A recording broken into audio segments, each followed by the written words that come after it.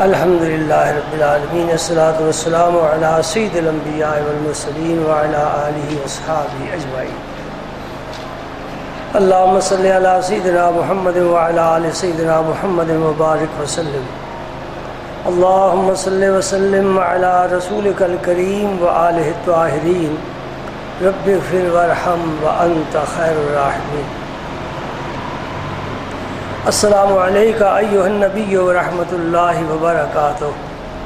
اللہم صلی علی سیدنا محمد وعلی آل سیدنا محمد کما صلیت علی ابراہیم وعلی آل ابراہیم انکا حمید مجید۔ اللہم بارک علی سیدنا محمد وعلی آل سیدنا محمد کما بارکت علی ابراہیم وعلی آل ابراہیم انکا حمید مجید۔ بسم اللہ الرحمن الرحیم۔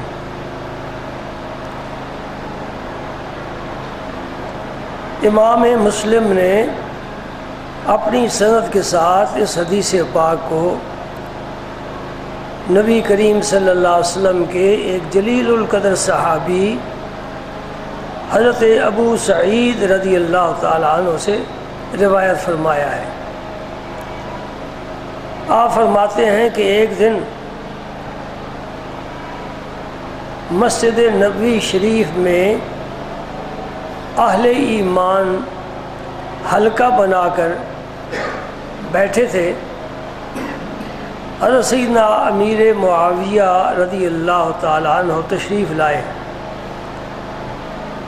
آپ نے پوچھا ما اجلسکم، تم جو حضرات یہاں بیٹھے ہو کس مقصد کے تحت بیٹھے ہو؟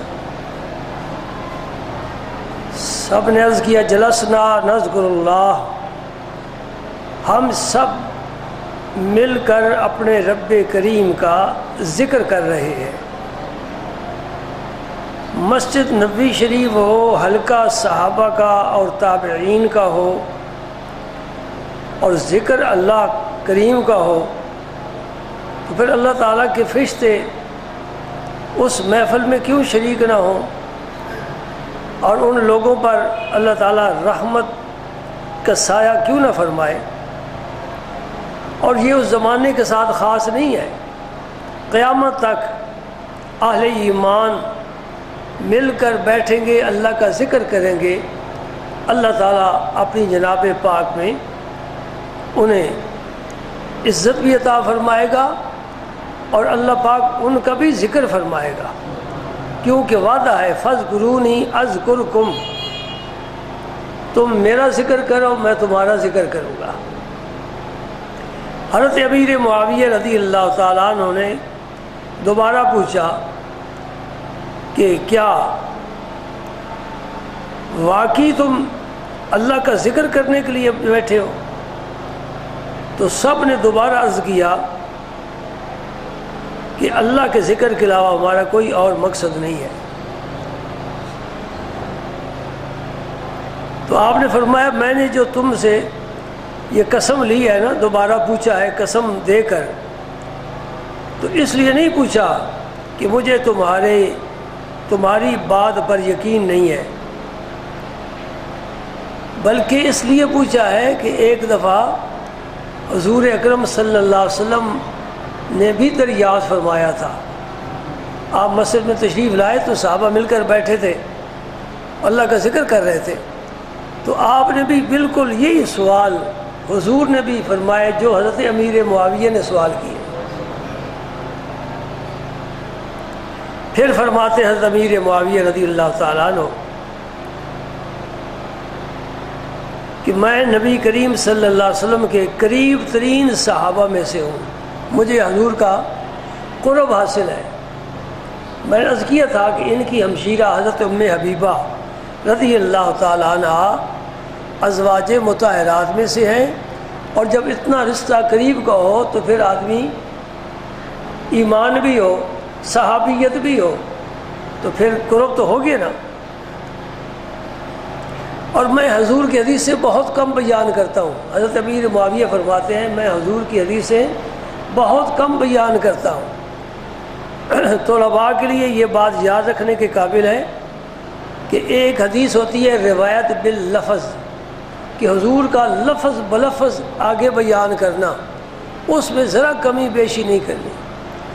ایک روایت بالمعنی ہوتی ہے کہ حضور نے جو ارشاد فرمایا تھا وہ مفہوم ذہن میں محفوظ ہے، لیکن جب روایت کرنے والا روایت کر رہا ہے وہ الفاظ کی پابندی نہیں کر رہا، الفاظ وہ اپنے بیان کر رہا ہے، یہ روایت بالمعنی ہے۔ تو بعض صحابہ کرام روایت باللفظ کو ترجیح دیتے تھے، کہتے روایت بالمعنی نہیں کرنی چاہیے، کہ اگر حضور کی بات کو ہم اپنے لفظوں میں بیان کریں گے تو ہو سے ذرا بھی کمی بیشی ہو تو پتہ نہیں، عربی زبان بڑی نازک ہے، کوئی زبان اتنی نفیس اور نازک نہیں ہے، نہ اتنی فصاحت والی ہے، نہ اتنی وسیع زبان ہے جتنی عربی زبان ہے۔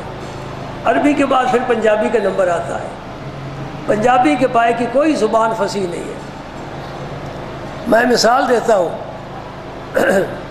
اگلے دن بھی میں ساتھی کو بتا رہا تھا، اہدنا الصراط المستقیم صراط الذین انعمت علیہم، زبر ہے نا انعمت علیہم، بالکل معنی درست ہے، جو زبر پڑھے گا انہیں درست پڑھا، معنی بھی ٹھیک ہے۔ اگر کوئی اس زبر کی بجائے پیش پڑھے انعمت علیہم لا حول ولا قوت الا باللہ، کوئی بھی اہل علم سے قبول نہیں کرے گا، بلکہ اس طرح پڑھنا حرام ہے، کیونکہ پہلے کا معنی یہ تھا کہ اے اللہ تو نے انعام فرمایا، انعام تو کہیں پڑھیں گے تو میں نے انعام کیا، تو کون ہوتا انعام کرنے والا، معنی بدل گیا نا۔ زبر کی جگہ سے پیش آ جائے، زیر آ جائے تو معنی بدل جاتا ہے۔ اس لیے بعض صحابہ روایت باللفظ کو ہی ترجیح دیتے تھے، اور پھر ان کی روایات بہت کم ہیں، ان میں حضرت ابوبکر صدیق ہیں، عمر فاروق ہیں، یعنی خلفائے راشدین، ان کی روایت آپ کو بہت کم ملے گی، کچھ اس وجہ سے کہ ان کی مصروفیات بہت بڑھ گئی۔ سرکار کے پردہ فرمانے کے بعد خلفائے راشدین کی ذمہ داریاں بڑھ گئی، حکومت کا نظام سنبھالا، جی جو مرتد ہوتے ہیں ان کے خلاف محاذ آرائی، کوئی جھوٹی نبوت کا دعویٰ کرتا ہے اس کے خلاف لشکر تیار کیا جا رہا ہے، اور پھر پوری امت کا انتظام کرنا، تو انہیں بہت کم موقع ملا ہے روایت کا۔ تو حضرت امیر معاویہ رضی اللہ تعالیٰ عنہ یہی بات فرما رہے ہیں کہ میں حضور کی حدیثیں بہت کم بیان کرتا ہوں، یہ حدیث اب بیان کرنے لگے ہیں۔ فرماتے کہ صحابہ کرام کا ایک حلقہ مسجد شریف میں قائم تھا، تو حضور تشریف لائے اس حلقے میں، اور آپ نے پوچھا تم یہاں کیوں بیٹھے ہو؟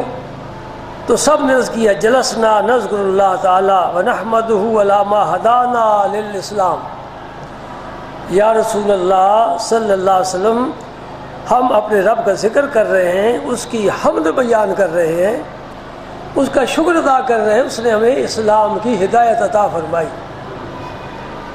لقد من اللہ علی المؤمنین، حضور کی بعثت کا رب نے احسان جتلایا، گویا یہ بہت بڑا رب کا انعام ہے، بہت بڑا احسان ہے، اور ساری نعمتیں پھر اس کے طفیل ملی ہیں، قرآن ملا ہے، ایمان ملا ہے، نماز روزہ حج زکوٰۃ حلال حرام کا پتہ چلا ہے، نیکی بدی خیر شر حق باطل، حضور کے آنے کے بعد پھر ساری باتیں ہمیں ملی ہیں۔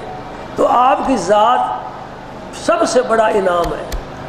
اور ایک جگہ اللہ پاک نے فرمایا بل اللہ یمن علیکم ان ہداکم للایمان، اللہ تعالیٰ تم پر احسان فرما رہا ہے کہ اس نے تمہیں ہدایت اور ایمان عطا فرمایا ہے، تو اس اللہ کے احسان کا شکریہ ادا کرو۔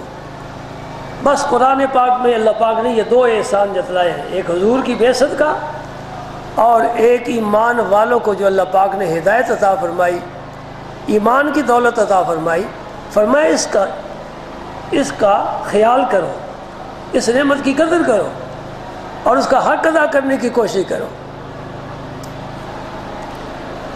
تو اللہ تعالیٰ نے ہمیں جو اسلام کی دولت عطا فرمائی ہے، ہم اس نعمت پر اپنے رب کریم کا شکر ادا کر رہے ہیں. بمن نبی علینا.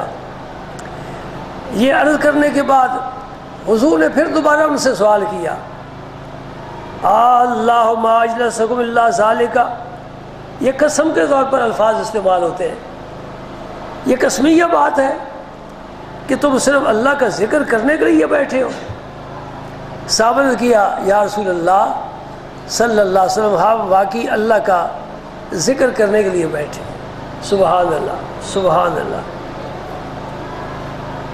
حضور نے پھر فرمایا کہ میں نے جو تم سے یہ قسم لی ہے نا، یہ بدگمانی کی وجہ سے نہیں کہ بات تمہارے دل میں اور ہے، کہہ کچھ اور رہے ہو. مجھے یقین ہے. میں تمہیں یہ بتانا چاہتا ہوں وَلَكِنَّهُ أَتَانِي جبریل ہو، ابھی میرے پاس جبریل امین آئے ہیں. فَأَخْبَرَنِي، انہوں نے آ کر مجھے بتایا ہے ان اللہ عز وجل یباہی بکم الملائکہ، تم یہاں زمین پر بیٹھ کر فرش خاک پر بیٹھ کر اپنے رب کا ذکر کر رہے ہو. اللہ تعالیٰ فرشتوں کے سامنے تمہارے ذکر پر فخر کر رہا ہے. دیکھو میرے بندوں کو. اور واقعی یہ اللہ تعالیٰ کا بڑا کرم ہے نا. فرشتوں کے ایک تو یاد دلائے نا، تم نے کہا تھا کہ انسان کو پیدا کرے گا، وہ خون ریزی کرے گا. أَتَجْعَلُ فِيهَا مَن يُفْسِدُ فِيهَا وَيَسْفِكُ الدِّمَاءَ وَنَحْنُ نُسَبِّحُ بِحَمْدِكَ وَنُقَدِّسُ لَكَ. بھائی تمہاری تسبیح اپنی جگہ ٹھیک ہے، لیکن تمہارے راستے میں کوئی رکاوٹ نہیں ہے. نہ تو تمہیں معاشی کوئی پریشانی ہے، نہ بیوی بچوں کے مسائل ہیں جی، نہ لوڈ شیڈنگ کا کوئی مسئلہ ہے، نہ شیطان تمہارے ساتھ ہے کہ وہ تمہارے ذکر کرنے میں رکاوٹ پیدا کرے. نہ تمہیں نیند آتی ہے، نہ تم غافل ہوتے ہو، نہ تمہیں کہیں آنا جانا پڑتا ہے غمی خوشی کے موقع پر. دیکھ لو میرے بندے، بے شمار رکاوٹیں ان کے لیے ہیں، سب کو ہٹا کر مسجد میں بیٹھے اور میرا ذکر کر رہے ہیں. تو بڑا اللہ پاک راضی ہوتا ہے، خوش ہوتا ہے اور فخر کرتا ہے. یباہی بکم الملائکہ. بہت بڑی بشارت ہے ان لوگوں کے لیے جنہیں اللہ تعالیٰ اپنے ذکر کی توفیق عطا فرماتے ہیں. انفرادی طور پر بھی ذکر اچھا ہے، لیکن اجتماعی طور پر اگر رب کا ذکر کیا جائے اس میں روحانیت کا اور زیادہ فائدہ ہوتا ہے. پرانے درویشوں کو دیکھا تھا بچپن میں، اب تو وہ محفلیں اٹھ گئی، وہ مل کر حلقہ بنا کر ذکر کیا کرتے تھے. اور ذکر کرنے کے لیے خاص انداز ہے بیٹھنے کا بھی. وہ بھی جو ذکر کی تلقین فرماتے ہیں وہی طریقہ بتاتے ہیں کس طرح بیٹھنا ہے. پھر ذکر کرنے کا خاص انداز ہے، صرف الا اللہ کی ضرب نہیں لگانی چاہیے. کسی صاحب کمال سے طریقہ سیکھ کر اس کے مطابق ذکر کیا جائے. کہتے ہیں نا جی ٹھنڈے لوہے کو کوٹنے کا کیا فائدہ، لوہا گرم ہو پھر ضرب لگاؤ. اب جو مرضی ہے اس کو بنا لو. اب گرم ہو گیا. پہلے ذکر کرنے والے کو عشق کی حرارت چاہیے. سمجھے نہیں سمجھے؟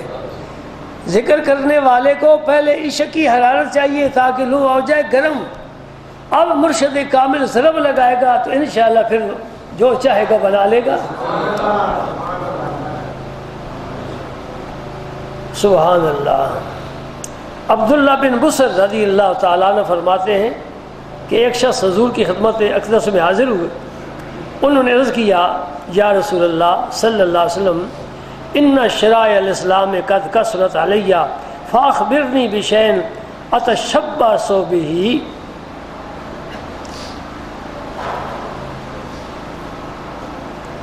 یا رسول اسلام کے جو طریقے ہیں یہ تو بہت زیادہ ہیں، میں عاجز ہوں، میں پورا نہیں اتر سکتا. آپ مجھے کوئی ایسی چیز بتائیں جس پر میں عمل کروں. تو آپ نے یہ نہیں فرمایا کہ نہیں بھائی سب پر عمل کرنا ہے، کچھ فرائض ہے، کوئی نوافل بھی تو ہوتے ہیں نا. تو نوافل کی پابندی تو نہیں ہے، وہ تو شوق کی بات ہے. آپ نے فرمایا لا یزال لسانک رطبا من ذکر اللہ. بس ایک بات ہی تیرے لیے کافی ہے، تیری زبان ہر وقت اللہ کے ذکر سے تر رہے. رطب کا معنی کیا ہے؟ مرطوب اس چیز کو کہتے ہیں جس میں نمی ہو. تیری زبان تر رہے، کیا مطلب؟ لکڑی تر ہو نا تو وہ آگ میں نہیں جلتی، تیری زبان تر رہے گی تو بھی آگ سے بچ جائے گا۔ اللہ کے ذکر سے تیری زبان تر رہے گی تو بھی آگ سے بچ جائے گا۔ سبحان اللہ۔ حضرت ابو سعید کی پھر ایک روایت آ گئی، فرماتے ہیں کہ نبی کریم صلی اللہ علیہ وسلم سے سوال کیا گیا بندوں میں سے افضل کون ہے، فضیلت والا کون انسان ہے، اور اللہ کے نزدیک قیامت کے دن جس کا درجہ بلند ہوگا، حضور اس کے بارے میں ارشاد فرمائیں تاکہ اس سے ہمیں اس کے عمل کا پتہ چلے کہ یہ اللہ کی جناب میں جو بلند درجہ پا رہا ہے اس عمل کی وجہ پا رہا ہے، تو وہ عمل ہم بھی کریں۔ آپ نے فرمایا الذاکرون اللہ کثیرا والذاکرات، مرد ہو یا عورت ہو اللہ کا ذکر زیادہ کرنے والا ہو وہ بندوں میں سے افضل ہے، اور قیامت کے دن اللہ کی جناب میں اس کا درجہ بھی سب سے بلند ہے۔ اللہ کا ذکر، سبحان اللہ۔ صحابہ کرام نے بڑے تجربے سے پوچھا یہ تو بڑا آسان کام ہے، اپنے حجرے میں مسجد میں کہیں بیٹھ کر چلتے پھرتے کام کرتے بھی اللہ کا ذکر کرتے رہو۔ عرض کرتے ہیں وَمِنَ الْغَازِي فِي سَبِيلِ اللَّهِ، یاسو جو تلوار لے کر میدان جہاد میں گیا، بیوی بچوں کو چھوڑ دیا، دنیا کا سارا نظام ہی چھوڑ دیا اور اپنے آپ کو خطرے میں ڈالا، سر پر کفن باندھا ہے، پتہ نہیں صحیح سلامت واپس آئے گا کہ شہید ہو جائے گا، اس مجاہد فی سبیل اللہ سے بھی ذکر کرنے والا افضل ہے۔ آپ نے فرمایا اگر مجاہد میدان جہاد میں اپنی تلوار کے ساتھ کافروں کو قتل کرے، مشرکوں کو دوزخ میں ڈالے یہاں تک کہ اس کی تلوار ٹوٹ جائے جی اور وہ خون آلود ہو جائے مجاہد جی، پھر بھی اللہ کا ذکر کرنے والا اس سے افضل ہے۔ سبحان اللہ، کتنی بڑی فضیلت ہے بھائی۔ حضور نے آپ پورا پڑھ رہ چکے ہیں، حضور نبی کریم صلی اللہ علیہ وسلم نے مختلف انداز بدل بدل کر ترغیب دلائی ہے کہ زبان پر تالے نہ لگاؤ، دل کو غفلت میں نہ رکھو، اس زبان کو بھی اللہ کے ذکر کا عادی بناؤ اور دل میں بھی اللہ پاک کی یاد کی شمع روشن کرو۔ سبحان اللہ۔ سیدنا عبداللہ ابن عباس رضی اللہ تعالیٰ عنہ فرماتے ہیں، لوگ کہتے ہیں نا جی غصے سے بڑے آتے ہیں، اکثر لوگ کہتے ہیں جی نماز میں بڑے غصے سے آتے ہیں، علاج بتا رہے ہیں سرکار۔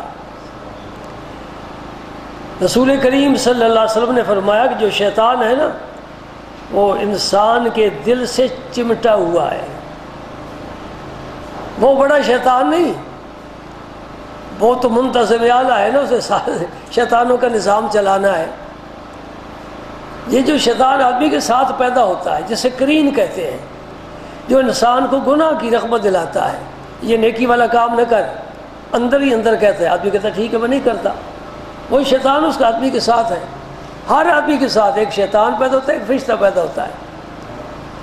فرشتہ نیکی کی دعوت دیتا ہے، ادھر چل بھائی مسجد اذان ہو گئی، شیطان کہتے ہیں آج ڈرامے کا وقت ہے، چل کر ڈرامہ دیکھیں، تو بات ہمیشہ اسی کی مانی جاتی ہے، تھوڑے ہیں جو اس کے چنگل سے بائی کر نکلتے ہیں۔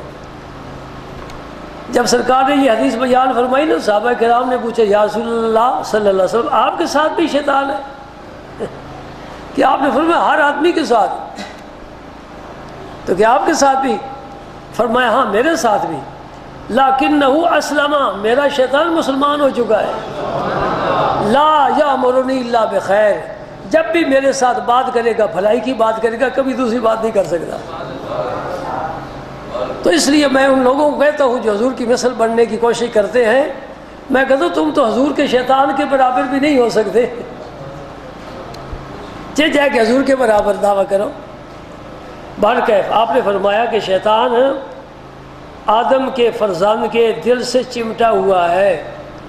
آپ نے کس طرح ہمیں دیکھ لیا، جو قیامت تک ابھی لوگ پیدا ہوں گے، حضور نے کس طرح دیکھ لیا۔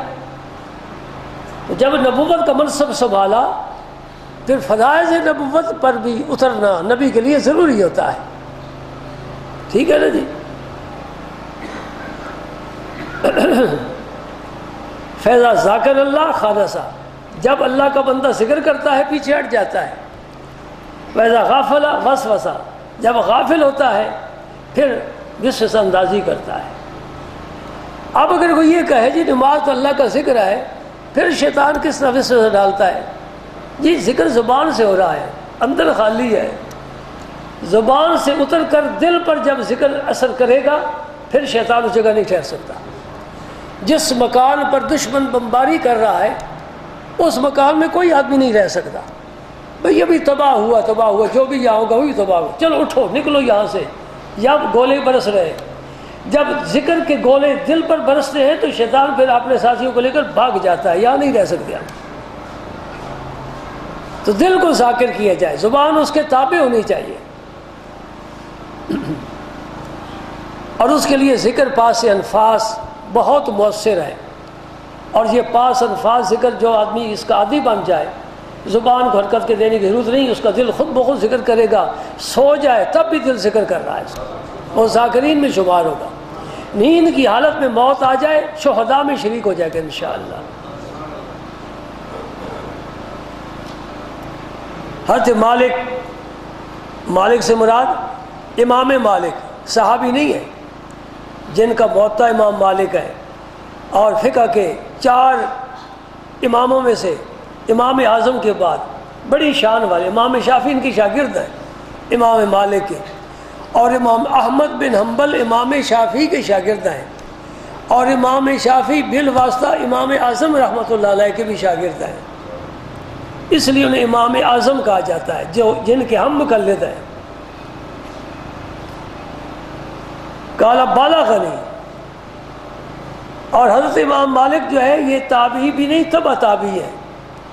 اور تبع تابعی اگر روایت کرے تو پہلے تابعی کا نام لے، پھر صحابی کا نام لے، پھر کہے رسول پاک نے فرمایا.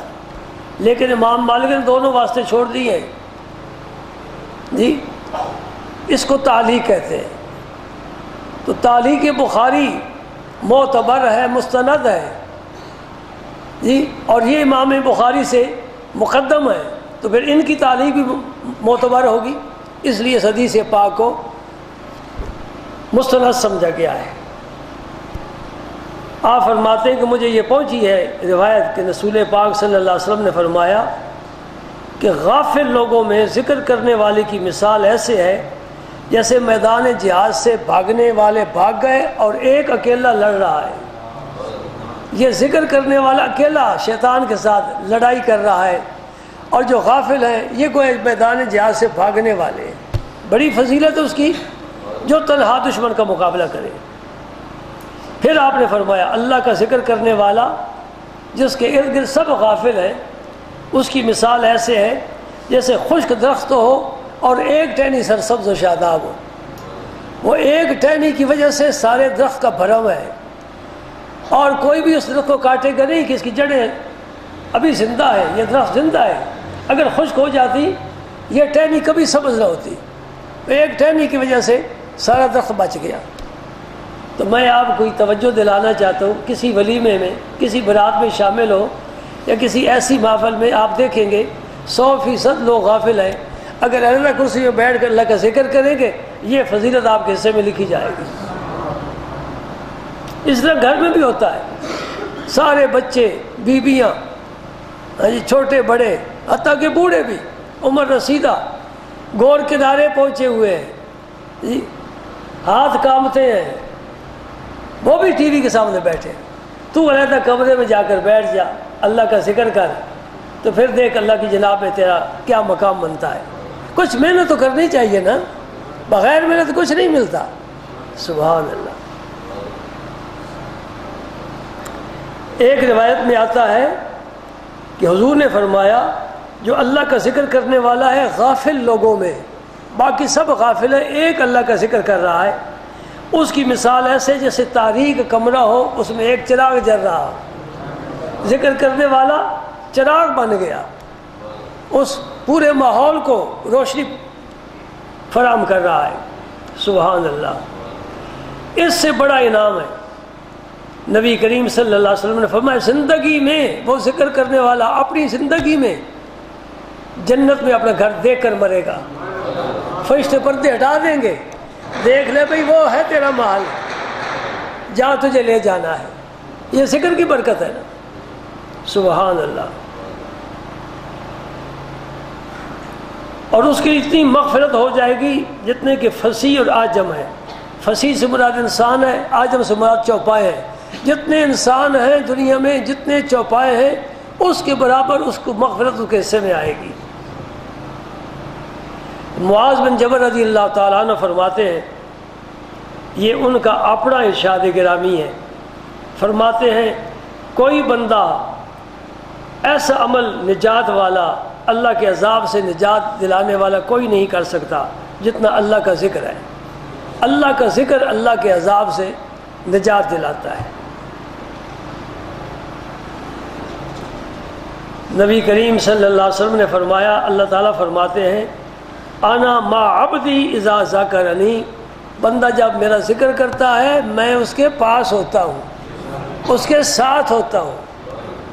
وتحرکت بھی شفتاہ، اور اس کے جب میرے ذکر کے ساتھ ہونٹ ہلتے ہیں تو میں اپنے بندے کے پاس ہوتا ہوں۔